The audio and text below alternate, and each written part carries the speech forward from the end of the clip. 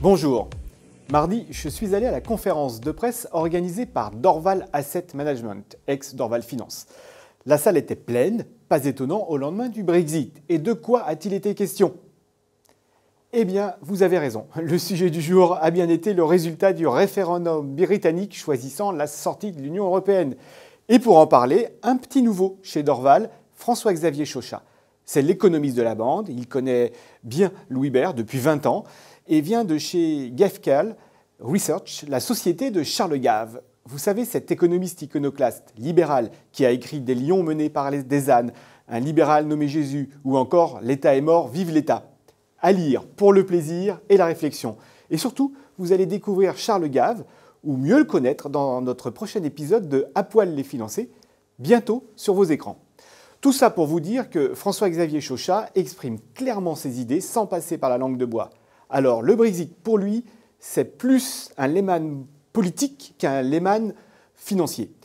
Ce qui l'embête, c'est qu'il arrive à un mauvais moment. Il frappe la reprise des échanges intra-européens, principale source de la croissance, 3 points en 3 ans. Le Brexit pourrait également semer la panique au moment même où les banques commençaient à se refaire un peu confiance depuis la crise de 2008. Enfin, il redoute un phénomène de contagion dans une Europe en crise politique confrontée au populisme. Mais constate que pour le moment, elle tient bien l'Europe. Les élections espagnoles ont redonné le sourire et les taux du pays, comme les taux italiens, ont même reculé. En général, l'homme et tout Dorval ne semblent pas foncièrement inquiets. Pourquoi? La Chine tient. La consommation aux États-Unis s'améliore, la confiance en l'économie aussi, en référence au marché des taux à haut rendement, largement plus bas qu'au début de l'année. Les politiques ont tourné la page de l'austérité et la BCE est hyperactive. Que faire alors? Et c'est là qu'interviennent les spécialistes de la gestion de Dorval.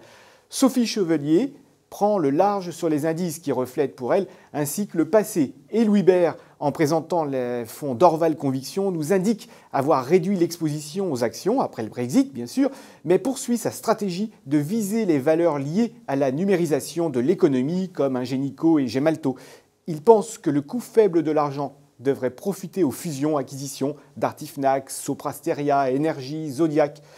Il revient méthodiquement sur certains pays émergents. Gustavo Orenstein explique pourquoi le dollar ne progresse pas assez, la Chine résiste bien, les prix des matières premières devraient se stabiliser et les pics d'inflation seraient derrière nous. C'est bon pour les marchés émergents donc.